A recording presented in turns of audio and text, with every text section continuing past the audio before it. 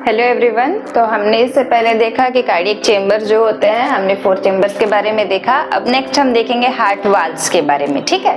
तो heart valves क्या है, हमने जब चेंबर्स देखा, ये जैसे लेफ्ट एट्रियम है ना, ये हमारा एट्रियम हो गया, ये हमारा हो गया लेफ्ट वेंट्रिकल। हमने बात की थी कि हमारा जो एट्रियम है ब्लड रिसीव कर रहा है एंड देन हमारा जो वेंट्रिकल है वो ब्लड पंप आउट कर रहा है। तो अब इसके बीच में दोनों ही चेंबर जो है, बीच में कुछ होना चाहिए। लाइक हमारे घरों में दीवारें हैं तो दरवाजे हैं पार होने के लिए, सेम चीज हमारे चेंबर्स के बीच में कोई दरवाज़ा होना चाहिए है जो ब्लड को पास होने में और उसके बैक फ्लो मतलब ब्लड को वापस आने से रोकने में जो हेल्प करे, तो उसे कहते हैं वाल्व्स। जैसे ये है एक वाल्व लेफ्ट एट्रियम और लेफ्ट वेंट्रिकल के बीच में। तो देखते हैं इसे, जो हमारा लेफ्ट साइड का वाल्व है इसे हम, ये एक्चुअली बाइकस्पिड है। अगर ऐसे देखेंगे तो ये बाइकस्पिड रहता है, मतलब इसमें 2 लीफलेट होते हैं जो ओपन क्लोज ऐसे होते हैं। तो ये बिकॉज बाइकस्पिड है तो पहले इसे बाइकस्पिड कहा जाता था, अब इसका नाम चेंज हो गया है क्योंकि बाइकस्पिड एक कंडीशन भी है, तो इसका नाम अब हो गया है माइट्रल। ये हो गया है हमारा माइट्रल वाल्व जो हमारे LA और LV के बीच में रहता है।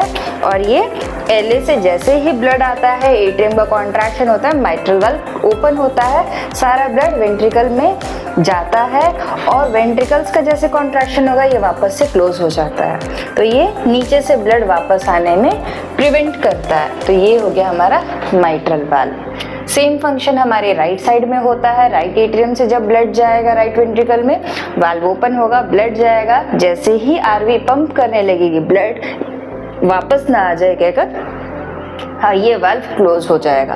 तो ये वाल्व जो है ये ट्राई लीफलेट है। जैसे हमने यहाँ पे देखा ये बाई लीफलेट है, ये जो वाल्व है ये ट्राई लीफलेट है। इस पे 3 कस्प होते हैं, कस्प या लीफलेट कुछ भी बोल सकते हैं इसे।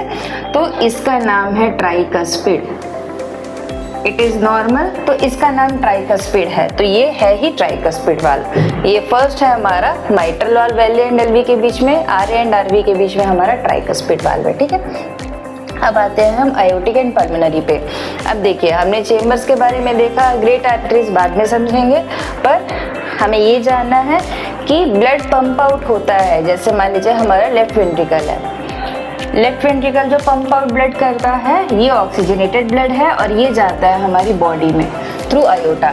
ये है आयोटा हमारा, ठीक है। तो लेफ्ट वेंट्रिकल से ब्लड जा रहा है आयोटा में, तो ये जो वाल्व हो गया दोनों के बीच में, ये जो वाल्व है हमें ऊपर से 2 ही दिखेंगे, ठीक है, ऊपर से 2 ही दिखते हैं, बट ये भी ट्राई लीफलेट है, ये भी इसकी तरह ट्राई लीफलेट है। तो बिकॉज ये आयोटा में ओपन हो रहा है इसे आयोटिक वाल्व कहते हैं, ठीक है।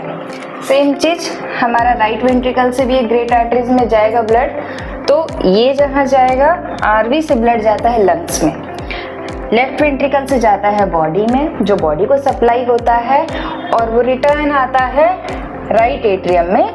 तो ये जब ब्लड रिटर्न आता है तो ये डीऑक्सीजनेटेड ब्लड होता है, तो ये राइट वेंट्रिकल से जाता है पल्मोनरी आर्टरीज में। ये है हमारी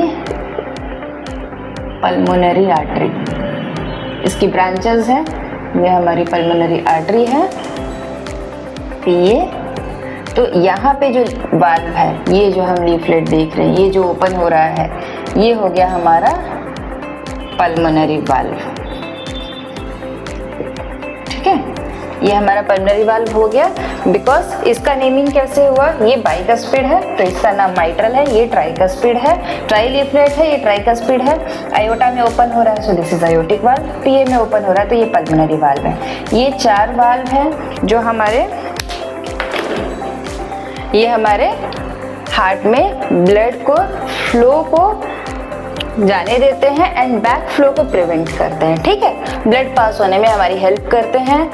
और अगर यहाँ पे बैक फ्लो होता है, दैट इज अ कंडीशन, वहाँ पे हमारे वाल्व में लीकेज होगी या वाल्व में कुछ प्रॉब्लम होगा, वो प्रॉपर क्लोज नहीं होगा, तब वो लीकेज होती है, ठीक है, बैक फ्लो होता है।